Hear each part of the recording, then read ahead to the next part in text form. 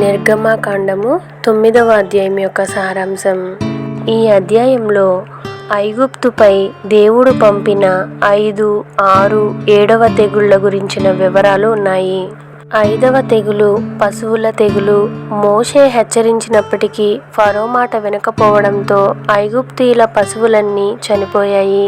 కానీ ఇశ్రాయేలీల పశువులకు ఏమీ కాలేదు. 6వ తెగులు మొటిమల తెగులు.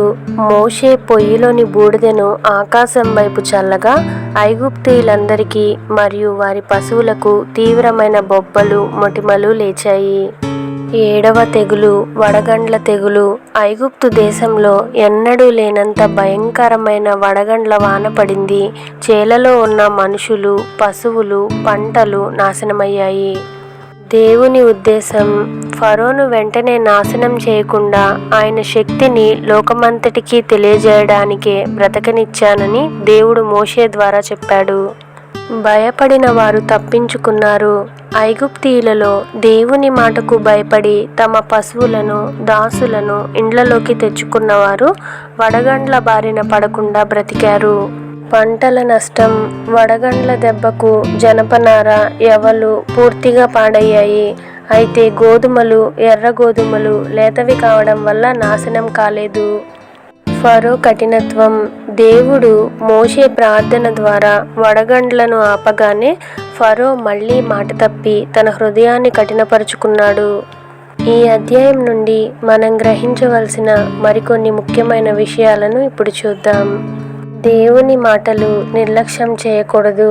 దేవుని హెచ్చరికలను నమ్మి లోబడిన ఐగుప్తీయులు వడగండ్ల నుండి తప్పించుకున్నారు.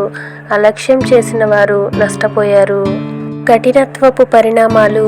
ఫరోలాగా హెచ్చరికలు పొందినప్పుడు హృదయాన్ని కఠినపరుచుకుంటే మరింత నష్టం జరుగుతుంది. తాత్కాలిక పశ్చాత్తాపం ప్రయోజనకరం కాదు. శ్రమలు ఉన్నప్పుడు ఒప్పుకుని పరిస్థితులు మారగానే మళ్ళీ పాత దారిలోకి వెళ్ళడం నిజమైన మార్పు కాదు. సమయం పరిమితం. దేవుడు ఐగుప్తీయులకు దయాపూర్వకంగా సమయం ఇచ్చినట్లే మనుషులకు మారు మనసు పొందడానికి కూడా సమయాన్ని ఇస్తాడు. దేవుని సర్వాధిపత్యం, ప్రకృతి, వాతావరణం, మనుషుల ప్రాణాలు అన్నీ దేవుని అధికారంలోనే ఉంటాయని వడగండ్ల తెగులు నిరూపిస్తుంది. పాపపు బానిసత్వం. దేవుని శక్తిని కళ్ళారా చూసిన తర్వాత కూడా ఫరో పాపానికి బానిసై మాట తప్పాడు. పాపపు బానిసత్వం. దేవుని శక్తిని కళ్ళారా చూసిన తర్వాత కూడా ఫరో పాపానికి బానిసై మాట తప్పాడు. దీనికి ఫలితంగా ఫరో తర్వాతి అధ్యాయాల్లో దేవుడి ఉగ్రతను చూస్తాడు. అధ్యాయం యొక్క ముగింపు.